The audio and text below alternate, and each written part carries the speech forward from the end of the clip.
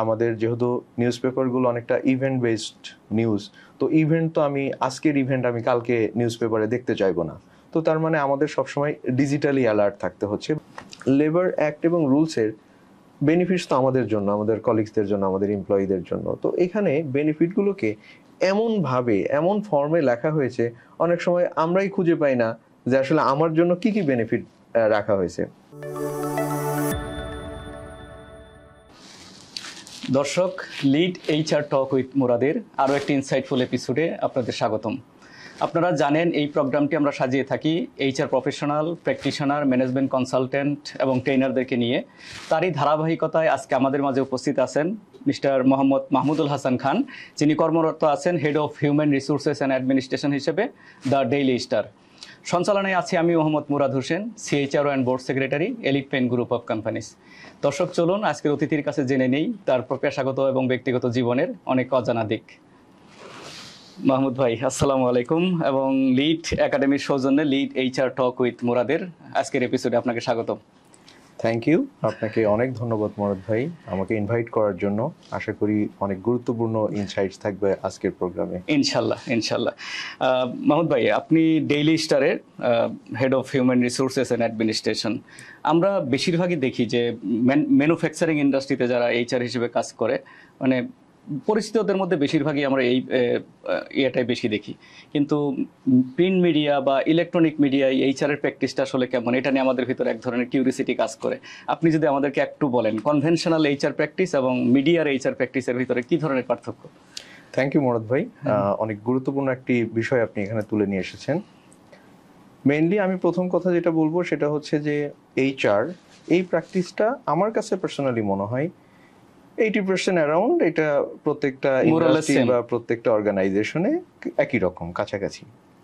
বাকি 20% plus minus যদি বলি, ওইখানে আসলে মেইনলি ভ্যারিয়েশনটা। এখন এই ভ্যারিয়েশনের মূল বিষয়টাই থাকে আসলে পিপুল অ্যান্ড কালচারে, যেটা নিয়ে আমরা এখন অনেক কনসার্ন। আমি যদি পিপুল এবং কালচারটাকে এইভাবে ডিফাইন করি, আমরা যে ম্যানুফ্যাকচারিং ইন্ডাস্ট্রিগুলোতে কাজ করি ওইখানকার পিপুল, ওইখানে আমরা বেশিরভাগ পাই হচ্ছে যারা হার্ড স্কিল নিয়ে কাজ করে। আমরা ফিজিক্যাল এফোর্টটা, ফিজিক্যাল লেবারটা পার্সেন্টেজ অফ এমপ্লয়ি বেশি দিই। এক্স্যাক্টলি। আর আমি যে ইন্ডাস্ট্রিতে কাজ করি এইখানে আসলে আমরা ব্রেইনের ফাংশনটা বেশি, ফিজিক্যাল লেবারটা অনেকটা কম। তো যখন আমরা এই ধরনের একটা ইন্টেলেকচুয়াল রিসোর্সের সাথে কাজ করি, তখন আমাদের প্রত্যেকটা এইচআর প্রসেস, এইচআর ফাংশন, নতুন এইচআর কিছু কোম্পানিতে ইমপ্লিমেন্ট করা, এগুলোর ক্ষেত্রে আমাদের একটু চিন্তা ভাবনা করে নিতে হয়, তাদের সাথে অনেক বেশি কনসাল্ট করতে হয়। তো অনেক সময় কিছু জায়গায় আমাদের একটু প্রসেস স্লো হয়ে যায়। বাট গুড পয়েন্ট হচ্ছে তাদের কাছ থেকে অনেক ভালো ইনসাইটস পাওয়া যায়। প্রত্যেকটা বিষয়ের পজিটিভ নেগেটিভ তারা খুব সুন্দর করে বিশ্লেষণ করে অ্যানালাইসিস করে আমাদেরকে হেল্প করে দেন যে কোন জায়গাগুলোতে আমাদেরকে আর একটু কাভার আপ করা যায়। এটা গেল পিপুল মাইন্ডসেটের দিকে। আরেকটা বিষয় যেটা আমি কালচার নিয়ে কথা বললাম সেটা হচ্ছে যে আপনার ম্যানুফ্যাকচারিং ইন্ডাস্ট্রিগুলোতে যদি দেখেন, প্রতিটা দিন মেশিনস আছে, আমরা আসছি এবং আমরা প্রোডাক্টিভিটি দিয়ে যাচ্ছি। কিন্তু আমাদের এইখানে তো মেশিন নাই। আমার কলিগের মাথা, কলিগের ব্রেন, সেটাই হচ্ছে মেশিন। এক্স্যাক্টলি। তো ওনার আসলে কখন এই ব্রেন কাজ করবে, ভালো ফাংশন করবে, আমি যদি মেশিনের সাথে কম্পেয়ার করি, যে কখন আসলে ওনার লেখার একটা মুড আসবে, ওই যে বিষয়টা ওইটা অনেক ইম্পর্টেন্ট। যার কারণে আমাদের কালচারটা নিয়ে অনেক বেশি কাজ করতে হয়। এবং আমার যে সমস্ত কলিগসরা যারা বিভিন্ন স্পটে গিয়ে রিপোর্ট করে, ফটোগ্রাফি করে, তারা কিন্তু এত বিভৎস সিচুয়েশনগুলো দেখে, আপনার মারামারি, মাথা ফেটে আছে বা বিভিন্ন ধরনের বিষয়গুলো আছে। তো ওই রিপোর্টটাও আবার তাকে লিখতে হবে। আমরা কত ইনসিডেন্ট দেখি, কত ছোট ছোট বাচ্চাদের কত ইনসিডেন্ট আমরা দেখি, সেগুলো তারা ওই সমস্ত স্পটে গিয়ে সেগুলো দেখে, আবার সেগুলোর উপরে তারা রিপোর্টও লেখে। তো তাদের যে মেন্টাল যে স্ট্রেংথ, মেন্টাল যে কন্ডিশন, ওইটার জন্য আসলে আমাদের কালচারের উপরে অনেক বেশি ওয়ার্ক করতে হয়। তো এইটা যদি বলি, আমাদের মেজর জায়গাটা আসলে পিপল এন্ড কালচার। এই জায়গাটাই আমাদের অন্য ম্যানুফ্যাকচারিং ইন্ডাস্ট্রির চাইতে এখানে আমাদের একটু বেশি ফোকাস। এবং ইদানিং কিন্তু আমরা মাহমুদ ভাই খেয়াল করি যে অনেক অর্গানাইজেশনের এই মানে হেড অফ হিউম্যান রিসোর্সের ডেজিগনেশনটাকেই রিডিফাইন করে head of people and culture নামকরণ করেছে, এবং আপনার কাছে আজকে শুনে এটা মনে হলো যে এখানে যদি নামকরণটা এরকম করা হয় যে head of people and culture in addition to administration, তাহলে মনে হয় এটা যাবে। হ্যাঁ হ্যাঁ, একটা ডেজিগনেশন হবে। প্রিন্ট মিডিয়া, প্রত্যেকটা ইন্ডাস্ট্রি পরিবর্তিত পরিস্থিতির সাথে বিভিন্ন চ্যালেঞ্জ মোকাবেলা করছে। তো এই প্রিন্ট মিডিয়া বা ইলেকট্রনিক মিডিয়া এই মুহূর্তে, স্পেশালি যদি আপনি যেহেতু প্রিন্ট মিডিয়ায় আছেন, প্রিন্ট মিডিয়া এই ধরনের এখন কি ধরনের চ্যালেঞ্জের মধ্য দিয়ে যাচ্ছে, এবং সেই ক্ষেত্রে সেই উত্তাপটা কি এইচআর লাগছে কিনা, লেগে থাকলে যে হেড অফ এইচআর বা অ্যাডমিন হিসেবে কিভাবে ভূমিকা রাখছেন? ডেফিনেটলি লাগছে। নাম্বার 1 কেন লাগছে এটা যদি বলেন, সেক্ষেত্রে আমি বলবো যে আমরা যদি গ্লোবালি তাকাই, তাহলে দেখেন যে আমাদের পৃথিবীর অনেক দেশেই কিন্তু প্রিন্ট মিডিয়া বন্ধ হয়ে গিয়েছে। অনেক প্রিন্ট মিডিয়া, যারা অনেক রিনাউন্ড প্রিন্ট মিডিয়া ছিল, সেগুলো বন্ধ হয়ে গিয়েছে। তো তার মানে আমরা একটু পরে ফলো করি, ওই কান্ট্রিগুলোতে যেহেতু আগে বন্ধ হয়েছে, তার মানে আমাদের এখানেও হয়তোবা সেই উত্তাপটা আসবে। তো এখানে একটা বিষয় আমাদেরকে খুব বেশি মাথায় রাখতে হয়, সেটা হচ্ছে যে অর্গানাইজেশনের সাস্টেইনেবিলিটি। এক্স্যাক্টলি। আমরা ওই যে কেপিআই পড়ার সময় বা সাস্টেইনেবিলিটি পড়ার সময় একটা টার্ম আমরা পড়ি যে ইন্ডাস্ট্রি রাইভালরি, মানে ইন্ডাস্ট্রি ইটসেলফ প্রতিষ্ঠানের শত্রু হয়ে গিয়েছে এরকম। যেহেতু আমাদের প্রিন্ট পড়ার যে অভ্যাস, সেই অভ্যাসটা এখন চলে যাচ্ছে ধীরে ধীরে, এবং আমাদের যেহেতু নিউজ পেপারগুলো অনেকটা ইভেন্ট বেসড নিউজ, তো ইভেন্ট তো আজকের ইভেন্ট আমি কালকে নিউজ পেপারে দেখতে চাইবো না। তো তার মানে আমাদের সবসময় ডিজিটালি অ্যালার্ট থাকতে হচ্ছে, বা ডিজিটালি যারা এগিয়ে আছে, আমরা যদি ইলেকট্রনিক মিডিয়াগুলোর কথা বলি, স্পেশালি যদি আমি টিভি মিডিয়ার কথা বলি, তো আমি কিন্তু ম্যাক্সিমাম ইভেন্ট বেসড নিউজগুলো আমি ওখান থেকেই পেয়ে যাচ্ছি। তো আমি আজকে যে পেপারটা পড়বো গতকালকের, ওখানে আমি মেইনলি ইভেন্ট কিছু চাইবো না, আমি চাইবো স্পেশাল কি আছে, ইনফরমেটিভ কি আছে, ওই বিষয়গুলো। তো আপনি যে কথাটা বললেন যে প্রিন্ট মিডিয়া, তো আমরা ক্লিয়ারলি এটা দেখতে পাচ্ছি টুডে অর টুমোরো প্রিন্ট মিডিয়ার কিন্তু একটা ডিক্লাইনিং হবে এবং হচ্ছে। ইভেন কোভিডের আগে আমাদের প্রত্যেকটা নিউজ পেপারের যে পরিমাণ সার্কুলেশন ছিল, যে পরিমাণ number of newspaper sale হতো, কোভিডের পরে কিন্তু মানুষের অভ্যাস চেঞ্জ হয়ে গেছে। ওই যে কোভিডে যে পড়া বাদ দিয়েছে, এটার মধ্যে থেকে কিন্তু একটা বড় পোরশন আমাদের রিডার ছিলেন, তারা কিন্তু আসে নাই। তার মানে ইটস ক্লিয়ার যে তারা এখন না পড়লেও কিন্তু তারা তাদের পারপাস সার্ভ হয়ে যাচ্ছে, ইনফরমেশন পাচ্ছে অন্য কোনো সোর্স থেকে। এখন এবার যদি আসেন যে অর্গানাইজেশনাল সাস্টেইনেবিলিটি, তো অর্গানাইজেশনাল সাস্টেইনেবিলিটি ডিপেন্ড করে অনেকটা হচ্ছে আমাদের কতটা ক্যাশ ইনফ্লো হলো, এটা যদি আমরা যেভাবেই চিন্তা করি অনেকটা বলা যেতে পারে। এখন আমাদের কিন্তু প্রত্যেকটা নিউজ পেপারের মেইন ক্যাশ ফ্লো বা যদি আপনি রেভিনিউ বলেন, ওটা কিন্তু আসে আসলে প্রিন্ট মিডিয়া থেকে।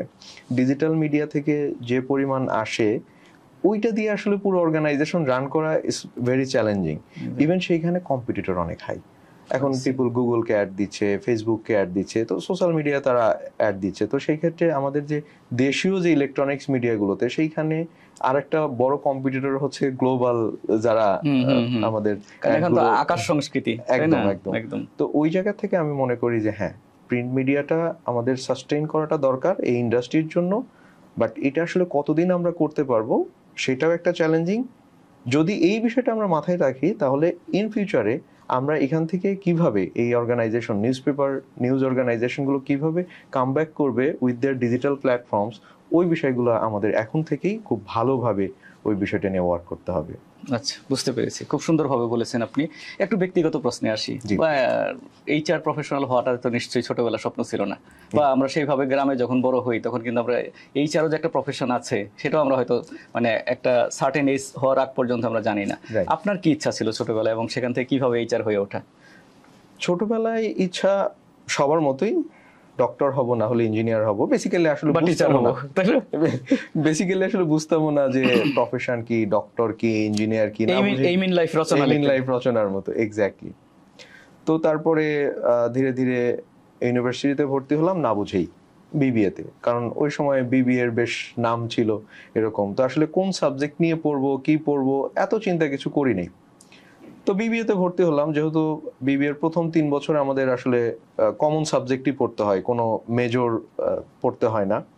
আমাদের থার্ড ইয়ারে গিয়ে হলো আমরা, মানে থার্ড ইয়ার শেষ করে ফোর্থ ইয়ারে গিয়ে হলো আমরা কে কোন মেজরে পড়তে চাই ওটা। তো বিবিএ যখন পড়লাম, তখন এইটার টাচে থাকতে থাকতে আমার মনে হলো যে না, আমার মনে হয় যে আমার হিউম্যান রিসোর্স এই ফাংশনগুলোতে কাজ করার জন্য আমার মানে আমি মজা পাচ্ছি। আচ্ছা, দেখা যাচ্ছে যে ফ্রেন্ডদের সাথে অ্যাসাইনমেন্টের গ্রুপে কাজ করা, তো ওই সমস্ত জায়গায় মনে হচ্ছে যে এটা তো আমি এনজয় করছি। তো তাহলে ধীরে ধীরে আমার ওই ভালো লাগাটা তৈরি হলো হিউম্যান রিসোর্স ম্যানেজমেন্টের প্রতি, অ্যান্ড দেন আমি ফিল করলাম যে না, আমার আসলে হিউম্যান রিসোর্স ম্যানেজমেন্ট। মানে আপনার আগ্রহ থেকেই মূলত এইচআর আগ্রহ থেকেই লাইন হওয়া। মূলত। অল টুগেদার কত বছর এক্সপেরিয়েন্স আপনার? আমার এখন 12 বছর পার হয়েছে এই গত বাহ, মাশাআল্লাহ। মেতে। মানে 12 বছরের মধ্যে আপনি বেশ ভালো একটা ন্যাশনাল একটা প্রতিষ্ঠানে কাজ করছেন, খুব রিকগনাইজড প্রতিষ্ঠানে। এই যে সুদীর্ঘ কেরিয়ার, এই কেরিয়ারের মধ্যে কখনো কি, প্রত্যেক মানুষের জীবনে আপস এন্ড ডাউনস থাকে, চ্যালেঞ্জ থাকে, কখনো কি বড় রকমের কোনো চ্যালেঞ্জ ফেস করেছেন পেশাগত জীবনে? যদি করে থাকেন তাহলে সেখান থেকে উত্তরণের গল্পটা যদি বলেন। হ্যাঁ, এটা কোন সময়টা? আমি বড় ধরনের চ্যালেঞ্জ ফেস করেছি। এটা খুব রিসেন্ট গল্পটা আমি বলবো আপনাকে। সেটা হচ্ছে যে আমি ডেইলি স্টারে 6 বছর কাজ করলাম। 2017 থেকে 2023 পর্যন্ত আমি ডেইলি স্টারে কাজ করার পরে আমার মনে হলো যে একটু এক্সপ্লোর করা দরকার, অনেকদিন তো কাজ করছি এখানে। তো আমি এক্সপ্লোর করলাম আমাদের ডোমেস্টিক মালিকানা, বাট এটাকে বলতে পারি joint venture, domestic and US এর পার্টনারশিপে একটা অর্গানাইজেশন ছিল, ওখানে আমি জয়েন করলাম। তো ওখানে জয়েন করে আমি দেখলাম যে আমার একটা বড় ধরনের উইকনেস আছে, সেটা হচ্ছে আমি নেগেটিভ এনভায়রনমেন্টে আমি কাজ করতে পারি না। আচ্ছা, আগে আমি ফিল করি নাই যে আমার মধ্যে এত বড় ধরনের একটা উইকনেস এটা। সেখানে জয়েন করার পর আপনি ফিল করলেন? ওখানে ফিল করলাম যে না, আমি আর কাজ মানে ইউ আর নট এনজয়িং। একদমই এনজয় করছি না, এবং মনে হচ্ছে যে আমি কি ডেলিভারি দিব তার আগে আমাকে চিন্তা করতে হয় যে কোন জায়গা থেকে কত দ্রুত আমি এখান থেকে সরতে পারবো। ওটার সাথে যদি কোন জায়গা থেকে কে কি বলবে, কে কিভাবে অ্যাক্ট করবে, মানে ওই যে যুদ্ধক্ষেত্রে হয় না যে আমাদের ঢাল থাকে, তরবারি থাকে, তরবারি দিয়ে আমরা পারফর্ম করি, আবার ঢাল দিয়ে আমরা অন্যের মানে আক্রমণকে প্রোটেক্ট করি, ডিফেন্স করি। আমার কাছে অনেকটা ওরকম মনে হচ্ছিল যে আসলে এখানে পারফর্ম মানে শুধু কাজই না, কাজের বাইরে আবার অন্যদিকে অ্যান্টিনা খাড়া রাখতে হয়, ঢাল রাখতে হয়। হ্যাঁ। তো খুব অল্প সময় আমার মনে হয় যে না, আমি এই এনভায়রনমেন্টে আমি কাজ করতে পারবো না, এন্ড এটা একটা বড় একটা ভুল ডিসিশন ছিল। তো একটা জিনিস আমি বিশ্বাস করি, সেটা হচ্ছে যে প্রত্যেকটা ক্রাইসিসই আমাদের জন্য অপরচুনিটি হয়ে আসে। তো ওখান থেকে আমি খুব তাড়াতাড়ি, মানে নিড বেজ, আমি একটা জব চেঞ্জ করলাম। জব চেঞ্জ করে আমি আরেকটা অর্গানাইজেশনের হেড অফ এইচআর হিসেবে জয়েন করলাম। খুব ছোট একটা অর্গানাইজেশন তখন ছিল ওটা, এখন অনেক বড় হয়ে গিয়েছে। বিটোপিয়া গ্রুপ নামের একটা অর্গানাইজেশন, 350 ম্যান পাওয়ার ছিল তখন।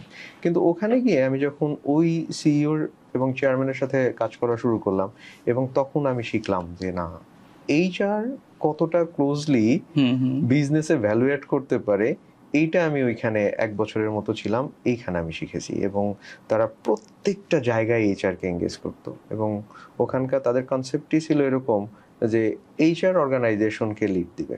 এবং সিইওর ভিশন দেখে আমি বেশ অবাক হয়েছি।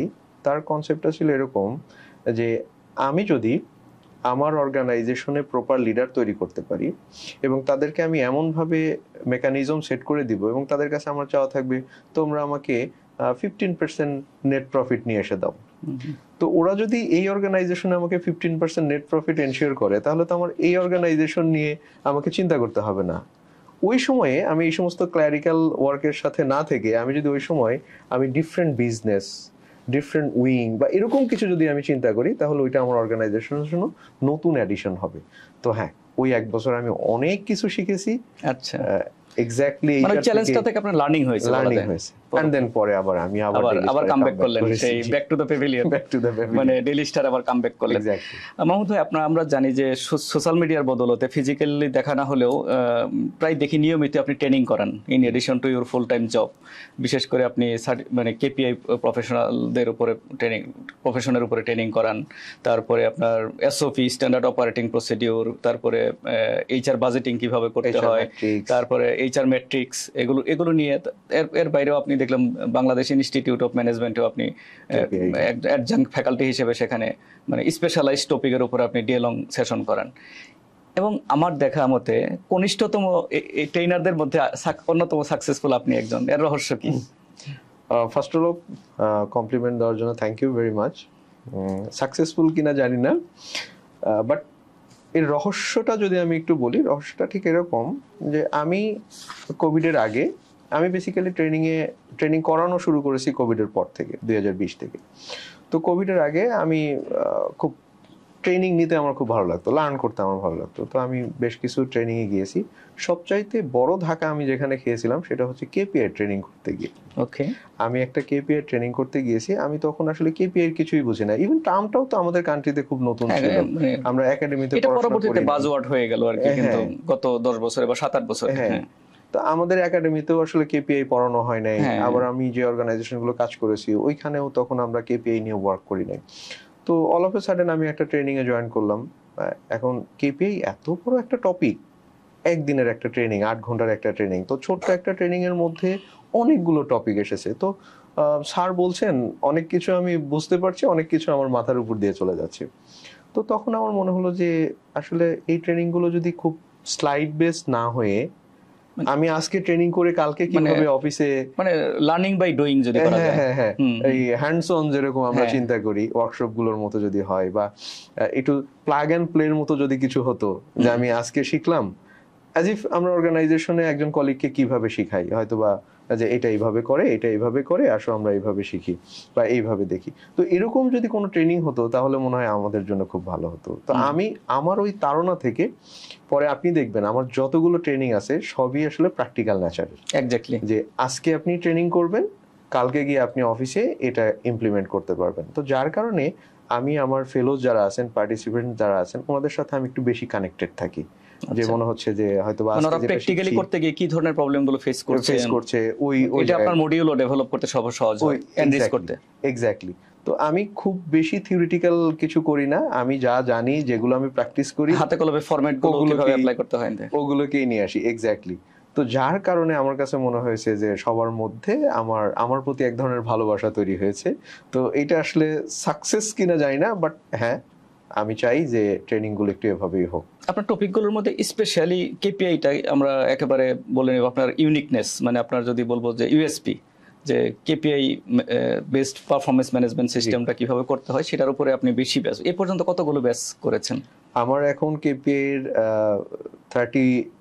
31st ব্যাচ চলে এখন কেপিআই মাস্টার ক্লাসের। এর সাথে আবার সিকেপিএফ এর আমরা 6 নম্বর ব্যাচ। তো সব মিলে বলতে পারেন 37 ব্যাচেস। কতজন প্রফেশনালকে আপনি এই পর্যন্ত ট্রেন করেছেন? আমাদের কেপিআই এর আমাদের অলমোস্ট অ্যাপ্রক্সিমেট, হ্যাঁ অলমোস্ট আমাদের 1200 প্লাস মাইনাসের মতো। মাশাআল্লাহ। আপনি তো বিগত 4 বছর ধরেই কেপিআই নিয়ে কাজ করছেন। এটার আপনার এক্সপিরিয়েন্সটা যদি শেয়ার করেন আমাদের সাথে, মানে হোয়াট অ্যাবাউট ইউর ফিলিংস, যে এই কেপিআইটাকে আসলে বাংলাদেশে ওয়ার্ক করে? কারণ আরো অনেক ধরনের পারফরমেন্স ম্যানেজমেন্ট সিস্টেম আছে, 360 ডিগ্রি ইভালুয়েশনস, মানে সুপারভাইজারি যে আমরা কনভেনশনাল যে করি, মানে পারফরমেন্স ম্যানেজমেন্টটা করি আমরা, এটা তারপরে মানে অনেকভাবে আমরা করতে পারি। তো কেপিআই নিয়ে যদি আপনার এক্সপিরিয়েন্সটা শেয়ার করেন। এখানে যেমন আপনি যেহেতু বললেন যে 360 ডিগ্রি আমরা অনেকেই করেছি, 360 ডিগ্রি একবার যে পরিমাণ নাম নিয়ে এসেছে ওই পরিমাণ নাম নিয়ে আসলে স্টে করে নাই। হ্যাঁ, অন্যতম বিষয় হচ্ছে যে এখানে অনেকগুলো স্টেক হোল্ডার থাকে, অনেকগুলো বডিজকে কানেক্ট করতে হয়। দেখা যায় যে আবার তাদের সাইকোলজিক্যালি তারা পজিটিভ কি নেগেটিভ মানে সেটা চিন্তা করতে হয়। দেখা গেল যে প্রথম বছর সবাই বললাম যে ওনাকে আমি মার্ক দিব, কমই দেই। তো প্রথম বছরে দেখা গেল যে সবাইকে কম মার্ক দিয়েছি। পরের বছর গিয়ে দেখা গেল আমরা নিজেরাই তো নিজেদের ক্ষতি করলাম, তো এবার সবাইকে বেশি মার্ক দাও। তো পরের বছর দেখা যাচ্ছে সবাইকে বেশি মার্ক দিয়েছি। দুইটাই সঠিক নয়। আবার 4-5টা জায়গা থেকে ইভ্যালুয়েশন করে নিয়ে আসা, সেইভাবে ইভ্যালুয়েশনকে ইমপ্লিমেন্টেশন করা ওই অনুযায়ী, এটা একটা চ্যালেঞ্জিং। ওইভাবে আমরা পারি নাই। গ্রাফিক রেটিং স্কেল একটা মেথড আছে অত্যন্ত জনপ্রিয় এবং আমরা সবচাইতে বেশি যেটা ব্যবহার করি। এখানেও দেখা যায় যে এটা অনওয়ে কমিউনিকেশন হয়ে যায়। আমরা অনেক জায়গাতেই সাবঅর্ডিনেটরা যদিও সেলফ ইভ্যালুয়েশন করে, কিন্তু সেটাও অনেক সময় খুব বেশি ইভ্যালুয়েশনে নিয়ে আসা হয় না। শুধুমাত্র সুপারভাইজার যে ইভ্যালুয়েশন করে সেই ইভ্যালুয়েশনটাকে আমলে নিয়ে আসা হয়, এরকম বলা যেতে পারে। তো এই সমস্ত আমরা যদি পারফরমেন্স ম্যানেজমেন্ট বা ইভ্যালুয়েশনের যে জায়গাগুলো নিয়ে চিন্তা করি, এর মধ্যে সবচেয়ে বিউটিফুল টুলস আমার কাছে মনে হয়েছে আসলে কেপিআই। যেহেতু এটা মেজার করা যায়, ইভেন ট্র্যাডিশনাল মেথডগুলোতে বছরের প্রথমে আমি জানিও না বছর শেষে আমাকে কিসের উপরে ইভ্যালুয়েশন করা হবে। ইভেন স্টিল নাও কিছু অর্গানাইজেশন এটা মানে কনফিডেন্সিয়াল ইভ্যালুয়েশন হিসেবে এসিআর, অ্যানুয়াল কনফিডেন্সিয়াল, মানে তাই না? আমার ইভ্যালুয়েশন আমি যদি না জানি তাহলে আমি ইমপ্রুভ করব কিভাবে? এক্স্যাক্টলি। তো এই জন্য আমার কাছে মনে হয় যে বিউটিফুল টুলস হচ্ছে KPI based performance management system. But যেভাবে এটা রান করা উচিত ওইভাবে আমরা পাচ্ছি না। এটার অন্যতম একটা কারণ আমার কাছে পার্সোনালি মনে হয় সেটা হচ্ছে যে অর্গানাইজেশনের কালচার। দেখবেন যে উইথ ডিউ রেসপেক্ট আমাদের অনেক অর্গানাইজেশনই কিন্তু ফ্যামিলি বিজনেস এই রকমের অর্গানাইজেশন অনেক বেশি, এটার সংখ্যাটা অনেক বেশি। এখন কেপিআই আমাদেরকে কি বলে? কেপিআই হচ্ছে যে লং রানে আমার অর্গানাইজেশন সাস্টেইনেবল হবে কিনা সেইটার জন্য আমরা এখন থেকে কাজ করছি। তো তার মানে আমার অর্গানাইজেশনের কেপিআইটা আমরা আগে ডিফাইন করব। অর্গানাইজেশনের কেপিআই মানে হচ্ছে যে আমার যে এমডি, যে সিইও, ওনার কেপিআইটা আগে থাকবে, যে উনি বা অর্গানাইজেশন ওভারঅল আসলে কি চায়। অর্গানাইজেশনের অবজেক্টিভ সেট করা, গোল, স্ট্র্যাটেজি, তারপরে সেখান থেকে যে স্কোর কার্ডগুলো বের করে নিয়ে আসা, ওইভাবে আমরা ক্যাসকেড ডাউনিং করতে করতে এইচওডি কাছে যাবে, তারপর ইন্ডিভিজুয়াল লেভেলে যাবে, একদম division, department, section, and then সেকশনে আমার যে সমস্ত কলিগরা কাজ করে তাদের কাছে ইন্ডিভিজুয়াল লেভেলে। এই প্রসেসে বেশ কিছু অর্গানাইজেশন কাজ করে যারা অনেক ভালো অর্গানাইজেশন, তারা আরো ভালো করছে। কিন্তু আমাদের মতো আরো বেশ কিছু অর্গানাইজেশন আছে যারা হচ্ছে এই জায়গাটা নিয়ে ওয়ার্ক না করে এমপ্লয়ের কি জব ডেসক্রিপশন আছে ওটার সাথে অ্যালাইন করে সেখান থেকে শুরু হয়, মানে বটম আপ নট কেপিআই যেটা বলে যে মানে টপ টু বটম হবে। এক্স্যাক্টলি অবজেক্টিভ কোথায় আর আমি কোথায়, ওখান থেকে এইখান পর্যন্ত আসার কথা ছিল, কিন্তু আমি এইখান থেকে ওই পর্যন্ত নিয়ে যাওয়ার কথা ভাবছি, এবং একটা পর্যায়ে গিয়ে আপনি আর করতেও পারছেন না, আমার সিনিয়র ম্যানেজমেন্টের কেপিআই থাকার দরকার নেই। তো এই চ্যালেঞ্জের কারণে আমাদের কেপিআই গুলো খুব বেশি সাকসেসফুল হচ্ছে না। আমি আবার একটু কানেক্ট করার চেষ্টা করি। আমি যে সিইওর কথা বললাম, ওনার অর্গানাইজেশন কেপিআই ড্রিভেন, এবং ওনার কথাই হচ্ছে যে কেপিআই ড্রিভেন হবে, আমার ফোকাস করার দরকার নাই এখানে কি অ্যাচিভ হচ্ছে কি অ্যাচিভ হচ্ছে না। এটা যদি কেপিআই না থাকতো তাহলে কিন্তু সবসময় এই ক্লারিক্যাল ম্যানেজমেন্টটা করা লাগতো, কিন্তু যখনই ওনার কেপিআই ড্রিভেন তখন আর ওনার এই জায়গায় ফোকাস করা হচ্ছে না। এবং উনি রিওয়ার্ডটাকে এমনভাবে কানেক্ট করেছেন যে 100% অ্যাচিভ করলে দিস, 110% অ্যাচিভ করলে দ্যাট, এইভাবে করতে করতে 150% পর্যন্ত করা আছে। এবং সারপ্রাইজিংলি এক বছর এক কোম্পানির কেপিআই 140% গিয়ে অ্যাচিভ হয়েছে, মাশাআল্লাহ, এবং সেই অনুযায়ী তার এমপ্লয়িরা রিওয়ার্ড পেয়েছে। সো ওরা কিন্তু সেলফ মোটিভেটেড, এটা পসিবল হয়েছে অনলি কেপিআই এর জন্য, আদারওয়াইজ না। তো আমার কাছে ওই কেপিআই এর এক্সপেরিয়েন্সটাই মনে হয় আমরা যদি একটু জেডি বেস চিন্তা না করে আমরা যদি রিয়েলি কেপিআই যেভাবে করা উচিত, একদম অর্গানাইজেশন থেকে শুরু করে এমপ্লয়ি পর্যন্ত আসা, এইভাবে করতে গেলে বা এইভাবে যদি আমরা করতে পারি, আমরা অনেক সাস্টেইনেবল কিছু একটা পাবো। মাশাআল্লাহ বলেছেন। টপ ম্যানেজমেন্টের ব্যাপারে আমার একটা এক্সপিরিয়েন্স আপনাকে বলি মাহমুদ ভাই। আমি কোন একটা অর্গানাইজেশন, সঙ্গত কারণে আমি প্রতিষ্ঠানের নাম নিচ্ছি না, একটা অর্গানাইজেশনে আমার এক্সপিরিয়েন্সে আমি জব করতে গিয়ে দেখলাম যেখানে প্রচুর এমপ্লয়ি টার্নওভার হয়। তো সেই জায়গায় মানে অনেক ইনস্টিটিউশনাল ডায়াগনোসিস করার পরে বা সার্ভে করার পরে কম্পিটিটর কোম্পানি থেকে এখানে মেইন পার্থক্যটা আমার কাছে এসছে যে এখানে এমপ্লয়ি টার্নওভার রেটটা এটার এমপ্লয়ার ব্র্যান্ডিং এর ক্ষেত্রে বড় রকমের একটা ভূমিকা রাখতেছে, যে ওখানে তো এমপ্লয়ি থাকে না। আমি নিজে কিন্তু আমার কেপিআই মানে সিঙ্গেল ডিজিটে এমপ্লয়ি টার্নওভার নামিয়ে আনবো, এই অনেকগুলো কেপিআই এর মধ্যে এটা একটা কেপিআই আমি নিজে থেকে নিয়েছিলাম বোর্ডের কাছ থেকে, যে এখন এটার জন্য যা যা কাজ করা দরকার তখন আমি অটোমেটিক্যালি ওই কেপিআই মিট করার জন্য এখন এমপ্লয়িকে মোটিভেটেড রাখা, স্যালারি সার্ভে করে এটাকে মানে একটা বেঞ্চমার্কে নিয়ে যাওয়া, তো যত কাজ করা দরকার মানে স্ট্যান্ডার্ড প্যাকেজ নির্ধারণ করা, ট্রেনিং এন্ড ডেভেলপমেন্ট ইন্ট্রোডিউস করা, মানে কেউ যদি চলে যায় সেখানে ঠিকঠাক মতো ফাইনাল সেটেলমেন্ট করা, ওই কাজগুলো কিন্তু ব্যাক ইন্ডে করতে হয়েছে শুধু একটা কেপিআই নেওয়ার কারণে, এবং আলহামদুলিল্লাহ এটা কিন্তু সফল হয়েছিলাম আমরা। আইসবার্গের মতো উপর থেকে এতটুকু দেখা যায় কিন্তু নিচে এত বড়। এক্স্যাক্টলি। তো থ্যাংক ইউ। বাংলাদেশে এই লেবার অ্যাক্ট এবং লেবার রুলস এর কোন বিষয়গুলো ডিজিটাল এইচআর এর ক্ষেত্রে চ্যালেঞ্জিং বলে আপনার কাছে মনে হয়? প্রথমত আমি বলবো যে আমাদের তো আগে অনেকগুলো অ্যাক্ট ছিল আমাদের প্র্যাকটিস করার জন্য, এইচআর বা কোম্পানি প্র্যাকটিস করার জন্য।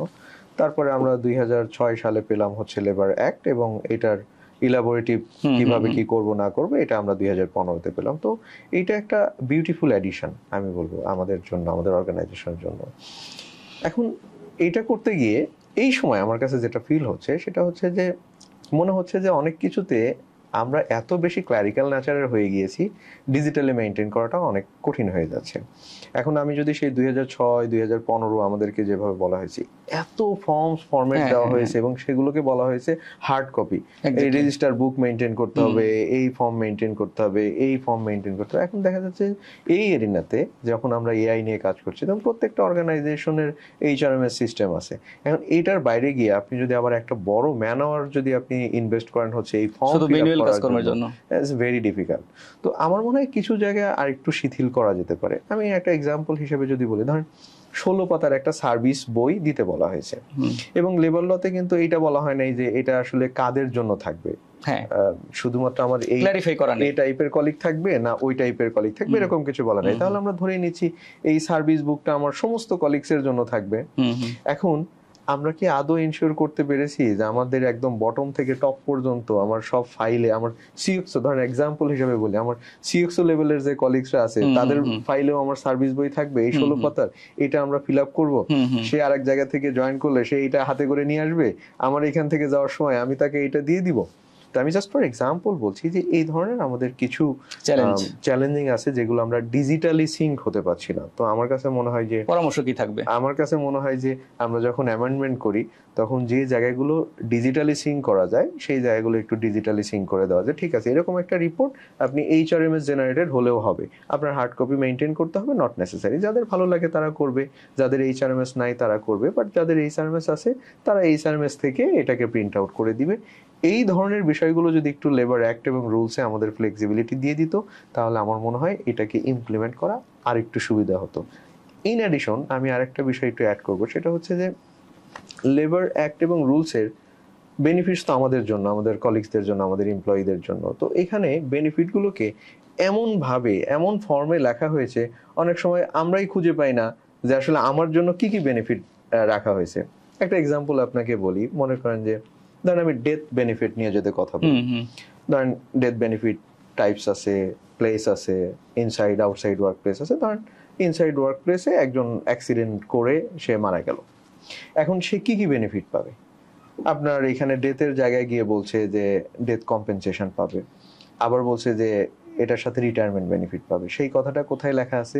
রিটায়ারমেন্টের যে ধারা সেইখানে লেখা আছে। সেইখানে গেলে বলতেছে যে এইটা না, তুমি ওই যে টার্মিনেশনের যে ওইখানে যে 4 নম্বরে বলা আছে ওইটাকে ফলো করো। আচ্ছা, আবার ওইখানে গেলাম, তো দুইটা বেনিফিটের জন্য দুই জায়গায় গেলাম। এরপরে আবার ধরুন গ্রুপ ইন্স্যুরেন্স এক জায়গায় লেখা আছে, সেখান থেকে আবার গ্রুপ ইন্স্যুরেন্স আবার বলছে যে শিডিউলের মধ্যে আবার আরেক জায়গায় লেখা আছে যে এটার জন্য আবার 2 লাখ টাকার একটা, বিভিন্ন জায়গা থেকে একটু একটু করে নিয়ে এসে এটা মানে আমার কাছে মনে হয় যে এই জায়গাগুলো যদি আরেকটু কানেক্টেড থাকতো, এটা লেবার অ্যাক্ট রুলস থেকে হতে পারে অথবা অর্গানাইজেশনের এন্ড থেকে আমরা যদি এগুলোকে একটু সাম আপ করে কলিগদের জন্য একটু সুন্দর করে একটু প্রেজেন্ট করতাম, তাহলে আমার মনে হয় যে লেবার লর প্র্যাকটিসগুলো আমরা খুব ইজিলি ইমপ্লিমেন্ট করতে পারতাম।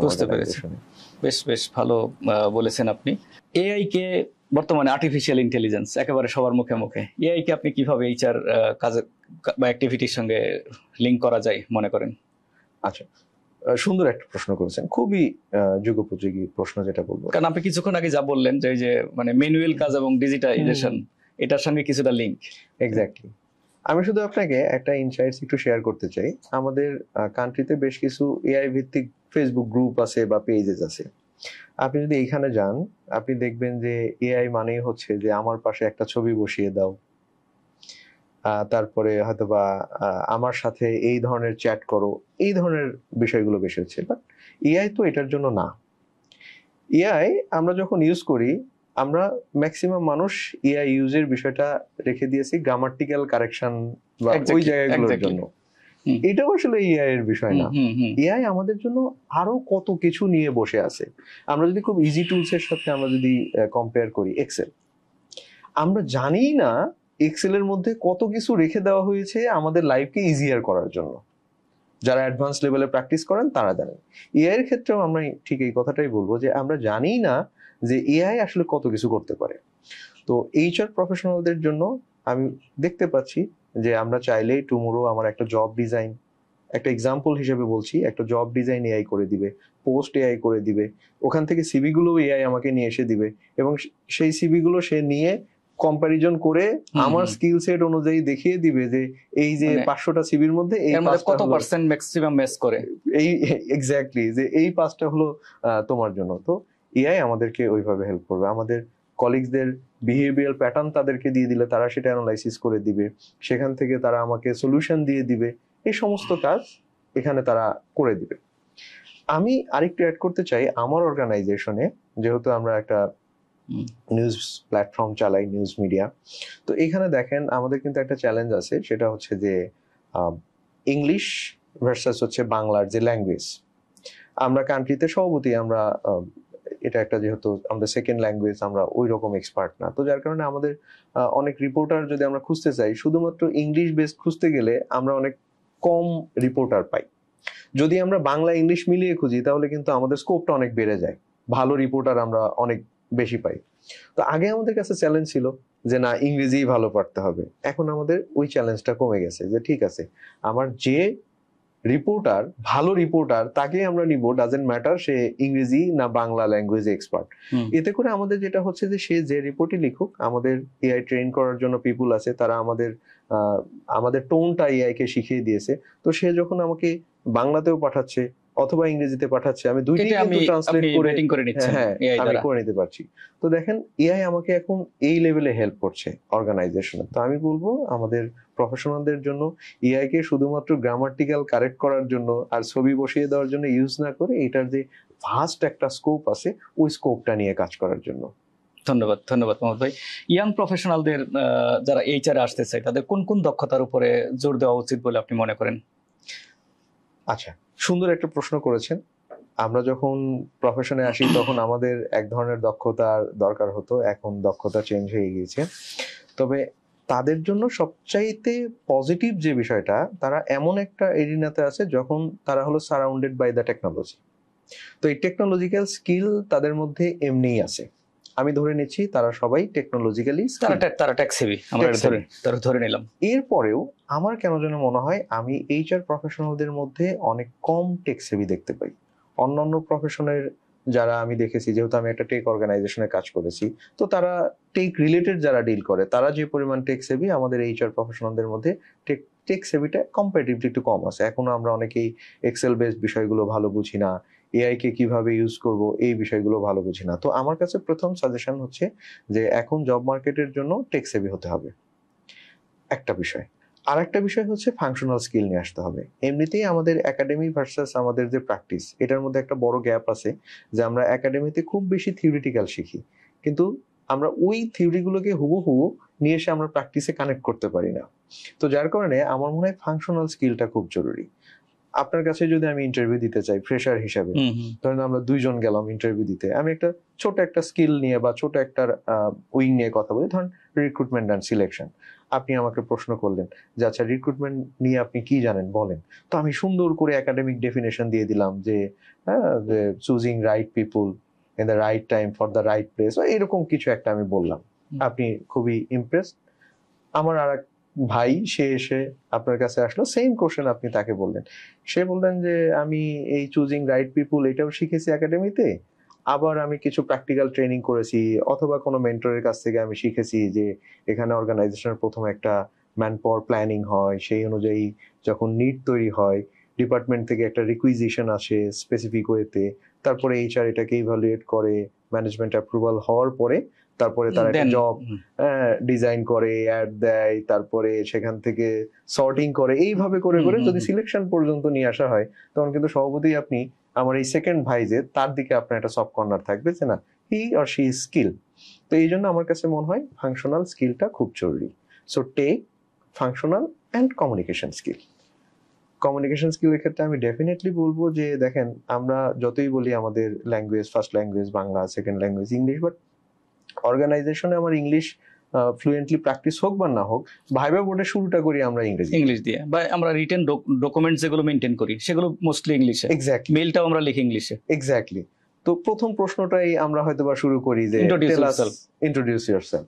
তো এখন ওইখান থেকে যদি আমি আপনাকে ইমপ্রেস না করতে পারি তাহলে কিন্তু আমার অপশনটা অনেক কমে যায়। আপনি বলতে চাচ্ছেন কমিউনিকেশনের পার্ট হিসেবে বিজনেস ইংলিশটা অনেক জরুরি, এন্ড হ্যাঁ বডি ল্যাঙ্গুয়েজ এন্ড অল এগুলো কমিউনিকেশনের পার্ট, এগুলো তো থাকবেই। বাট আমার কাছে এছাড়া আরো অনেক স্কিল আছে, বাট আমার কাছে হোয়াট অ্যাবাউট লেবার অ্যাক্ট বা লেবার রুলস? আচ্ছা, বাংলাদেশে এইচআর এর মানে আমি দেখছি একাডেমিক্যালি যেহেতু ইউনিভার্সিটিতে সেশন নেওয়ার সুযোগ হয়, এখানে লেবার লজে এইচআর এর জব করতে গেলে গুরুত্বপূর্ণ একটা পার্ট, এটা খুব একটা গুরুত্ব দেওয়া হয় না।